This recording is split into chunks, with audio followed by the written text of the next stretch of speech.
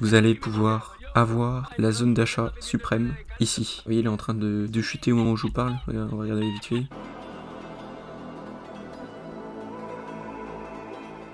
Bonjour à tous, c'est Trading Life, on se retrouve aujourd'hui pour une nouvelle vidéo. Donc aujourd'hui ça va être une vidéo analysée court sur Eurocad et sur une autre paire, voilà. Donc pour les nouveaux, déjà bienvenue à vous. Et donc ça consiste en fait tout simplement à analyser les marchés futurs. Voilà, tout simplement, en temps réel, d'accord. Et puis en même temps d'analyser, si je trouve des choses que je vous ai pas dit sur la chaîne, je vous explique des nouveaux termes et des nouveaux éléments. Et je vous explique en même temps comment j'analyse, même si c'est pas nouveau, et ce que j'utilise, d'accord. Voilà, je voudrais remercier tous les nouveaux abonnés, voilà, tous les gens qui commentent, qui like et qui s'abonnent. Vraiment merci à vous. Pour les nouveaux qui regardent la chaîne, voilà, comme 70% des gens qui regardent la chaîne ne sont pas abonnés, eh bien je vous invite à vous abonner à ma chaîne. Merci beaucoup à tous ceux qui le feront. Et on commence tout de suite. Donc Eurocad, alors on va commencer donc en daily, donc là on va même aller en weekly pour voir cette grosse impulsion là, ces gros mouvements plutôt, hop, donc là on va faire sur du long terme, d'accord. Voilà, toujours mes vidéos, c'est sur du plus ou moins long terme, voilà, j'analyse jusqu'en 4 heures, voire 1 heure, d'accord. Après, voilà, plus bas, pour moi, c'est pas trop utile. Pour les gens qui vont regarder la vidéo dans quelques jours, ça sera pas utile, les cours seront déjà passés, donc ça sert à rien. Donc là, on va prendre carrément cette bougie-là, grosse zone, d'accord. Donc normalement, on prend juste la bougie ici, mais cette bougie-là, ça fait un gros doji. Et beaucoup de contrats ont été mis, du coup, à ce niveau-là. Ok, donc là, pour l'instant, on voit que ça réagit parfaitement à cette zone ici. Ça a bien réagi, ça n'a pas cassé encore, ok. Maintenant, on va aller en daily, tout simplement. On va tracer la trendline ici, celle-ci. Donc là, vous voyez, il y en a plusieurs. Donc là, vous avez un double top. Ok, double top, ça a cassé la ligne de coup là, ici. Voilà, vous avez M, vraiment très mal fait, hein, d'accord. C'est vraiment très bizarre, mais bon, du coup, il a été validé à partir de ce niveau-là. Ici, du coup, vous voyez, il a été cassé. Puis pullback en plein sur la zone, et voilà, ok. Donc là, on peut tracer quelle zone on peut tracer cette zone ici. Vous voyez, là, je fais à peu près parce qu'on va pas la faire celle-ci. On peut faire celle-ci. Hop, en prenant le haut des mèches, on va plus haut, voilà, on va faire quelque chose de simple. Donc là on a un gros support, ok. En daily ça va attaquer à l'intérieur. Je vais tracer juste une petite ligne ici pour marquer la cassure de la structure, ok. Donc en anglais ça s'appelle break of structure et en plus court ça s'appelle BOS. Et donc dès qu'on a ça, eh bien vous voyez déjà ça a cassé, ça a réintégré directement. Et ce qu'on peut faire dans ces cas là, c'est tout simplement acheter jusqu'à cette zone ici, au bloc de contrat ici, d'accord. Je vous ferai une vidéo là-dessus bientôt. C'est quelque chose de super simple mais qui peut faire gagner beaucoup d'argent, d'accord. Une fois qu'on est lancé dans la tendance, eh bien plus grand chose ne vous arrêtera face à la réussite. Donc là on va tracer une autre trendline ici. Voilà, donc là ça a intérêt, donc ça va au moins aller jusqu'à la trendline, sauf que là, comme je vous ai dit, il y a des chances du coup que ça aille, vous voyez, ça a déjà cassé ici, ça nous a refait un break-off structure, donc ça va aller là, et donc là sur le long terme, ça va risque d'aller plus haut, d'accord. Donc là je vous parle avec cette façon de voir les marchés, mais sinon, autrement, vous voyez, ça en daily, ça a cassé, ça a réintégré, c'est reparti à la baisse, là ça réintègre, ok, en daily on a clôturé dans la zone, ce que ça veut dire c'est que là on a beaucoup de chances que le prix déjà revienne en haut de la zone ici, donc au 1,46, voilà, au niveau institutionnel ici. Et puis après on peut carrément reprendre la tendance aussi, parce que si on regarde de plus près, on peut avoir par rapport au VAC d'Elliott, et bien je crois les 5 impulsions. Donc on va partir du plus haut, donc là c'était le même niveau, ok, donc l'impulsion à partir de là, 1, 2, 3, 4, 5, A, B, C, et là vous voyez on peut faire D, E, puisque là il n'y a pas encore de tendance faite, ok, donc quand ça fait D, E comme ça, c'est parce qu'on a souvent des patterns, des choses comme ça, ok. Donc là qu'est-ce qu'on pourrait avoir? On pourrait avoir un double bottom ici, dans cette zone ici, double bottom, donc après retournement de tendance, mais du coup là on est en fin de tendance baissière sur du daily, ok. À partir de là on est sur une zone de support ici, et donc là vous voyez on a des chances que le prix reparte sur du long terme à la hausse, d'accord, sur Eurocad du coup. Donc là on est en daily, voilà, donc là pour la semaine prochaine, prenez plus des trades à la hausse jusqu'à la trendline ici, puis si jamais ça vient pullback comme ceci, hop, donc là c'est vraiment très mal fait, d'accord, mais dans l'idée vous pouvez viser directement le plus haut ici, d'accord. Oula, je me suis trompé, bref c'est pas grave. Vous pouvez viser ce niveau là au plus haut, ok. Dans la théorie c'est ce qui peut se passer, voilà. En plus de ça, j'ai vu une analyse sur l'euro USD en 12 heures qui montrait que l'euro USD allait sûrement augmenter, donc ça veut dire que si l'euro USD augmente sur du long terme, l'euro, il y a une chance que ce soit l'euro qui monte et le dollar qui descende, ok. Donc là je parle avec des mots très simples, hein, pour les professionnels qui me regardent, voilà, c'est des mots très simples, enfantins, pour que tout le monde comprenne, enfin enfantin, je me comprends, vous n'êtes pas des enfants, mais voilà, bref.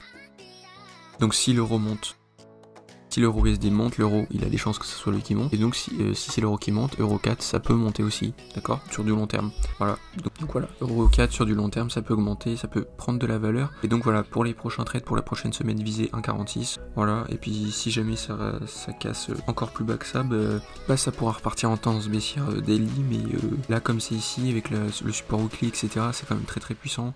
Il y a plus de chances que ça reparte à la hausse que l'inverse, ok? Voilà, donc maintenant on va passer sur notre paire. Donc en conclusion, visez plus la hausse si vous prenez des trades. Voilà, donc pour l'instant il n'y a rien de fait en daily, d'accord? Donc c'est en gros si on achète là, c'est le point des plus bas, si jamais la tendance après repart à la hausse, d'accord? Donc ça peut être un risque à prendre et puis qui peut payer, d'accord? Voilà, donc visez 1,46 s'il y a des trades en achat qui corrèlent avec votre stratégie. Donc le Bitcoin, là il a bien chuté du coup hier, comme on peut voir la grosse bougie rouge ici, ok, 35 000 $, ça fait mal. On va voir les prochains niveaux auxquels il peut rebondir, du coup on a cette zone ici, d'accord, là on va la tracer. Qu'est-ce qu'on peut prendre? On va prendre cette grosse mèche là, elle va ici, donc la zone où il y a le plus de chances que ça se retourne, ça serait vers ici. En prenant une petite zone au lieu de tracer deux grosses zones, voilà, là c'est juste pour tracer une petite zone au lieu d'une grande, sinon j'aurais fait comme ça, donc juste pour le visuel, voilà, là où il y a plus de chances que ça reparte à la hausse. Ensuite on va regarder le RSI, qu'on peut voir ici, jaune au or doré, d'accord, donc là on peut voir qu'il y a une divergence, ok, parce que le niveau de prix il est plus bas ici que ce niveau de prix, et le RSI ici il est au même niveau. Là vous voyez à ce moment là il y a au moins des chances que ça range, d'accord, dans les prochains jours. Donc si ça range après il y a des chances que ça reparte à la hausse, ou à la baisse d'ailleurs, hein, mais que ça reparte dans une direction. Voilà, donc là vous voyez au niveau fondamental, les gens ils se désintéressent du Bitcoin. Parmi vous, je pense qu'il y en a plein, ils vont se dire ouais, Bitcoin il va chuter, ok. Donc quand on se désintéresse, c'est là où il y a plus de chances que ça reparte à la hausse, d'accord. Regardez ce que ça fait ici. Ça devait repartir à partir de ce support résistance. Ça continue à chuter, les gens sont désintéressés, et paf, c'est reparti à la hausse, ok, pour aller tout chercher les plus hauts historiques, ok. Sauf que là, depuis le temps, il y a plus en plus de monde qui s'intéresse à la crypto et qui comprennent comment ça fonctionne. Donc ça veut dire que dans la logique, ça serait trop simple maintenant pour la plupart des gens. Donc les gros investisseurs, etc., qui eux veulent gagner de l'argent, et ben ce qu'ils font, c'est qu'ils veulent faire perdre aussi les autres. Donc dans ces cas-là, les gens qui s'attendent à ce qu'il se passe des choses comme ça, comme moi actuellement, vous voyez, je pensais que ça allait faire encore quelque chose comme ça pour repartir. Mais ça c'est encore quelque chose. Vu que les marchés évoluent, ce qui paraît logique en fait, voilà, ça évolue parce que sinon tout le monde gagnerait au bout d'un moment, donc ça serait pas drôle, d'accord. Donc là, vous voyez, je pensais donc, comme je vous ai dit, ça allait faire ça pour partir à la hausse, mais du coup ça le fait pas. Et bien du coup, ça va peut-être descendre plus bas, d'accord. J'ai vu des analyses de Bitcoin actuelles là, qui disaient que ça allait chuter sur l'année, ok, c'est fort probable. Si on va regarder sur du weekly, c'est fort probable. Vous voyez les belles bougies. Mais vous voyez là c'est pareil, au weekly ça a chuté, rangé pendant 17 mai jusqu'au juillet, donc vous voyez ça fait 2 mois et demi, ça a rangé, partir à fond, ok. C'est la décadence. Là ça chute, donc là avant, faut déjà qu'en weekly on voit une zone de range ou de retournement, d'accord, ou des bougies comme ça qui sont puissantes, d'accord. Donc ici il y a un avalement aussi, voilà. Donc là vous voyez on a une autre zone du coup qui corrèle avec celle-ci, si j'arrive à la tracer, hop là, vous voyez ici, ça réagit ici, ici. Et là ce que ça nous fait aussi double top. Mais si on regarde de plus près, est-ce que ça a cassé réellement? Oui. Donc là vous voyez, j'ai une bonne nouvelle. Vous voyez ce que je vous ai expliqué juste avant sur Eurocad? Et bien ici, ça a cassé la mèche, ici, ça a tout de suite réintégré, d'accord. Et là, du coup, si en partant de cette hypothèse, de cette façon de voir le marché, eh bien, je vais retracer cette zone ici. Vous allez pouvoir avoir la zone d'achat suprême ici. Vous voyez, elle est en train de chuter au moment où je vous parle. On va regarder vite fait. Ouais. Vous avez une zone d'achat suprême ici. Le bloc de contrat est ici en weekly, d'accord. Donc là, préparez au buy limit, le CCI qui est en bas. Donc, c'est-à-dire qu'il est survendu. Hein, ça veut dire entre guillemets ça. Ça veut dire Communities, Channel Communities Index, quelque chose comme ça. En gros, ça nous donne le range et l'équilibre du prix, d'accord. Un peu comme le RSI. Voilà. Dès que ça sort et c'est que c'est trop acheté, dès que par le haut et par le bas, c'est que c'est trop vendu. En milieu, c'est la zone neutre. Là, ça va de 0 à 150, 0 à moins 150. On peut le régler comme on veut. Et en fait, dès que ça ressort, il y a des chances que le cours repasse à la baisse, d'accord. Vous voyez, ici il est re-rentré, le prix il a pas vraiment chuté. Ici il est re-rentré et vous voyez, c'est passé, d'accord. Donc là, vous avez la zone d'achat suprême actuellement ici, d'accord.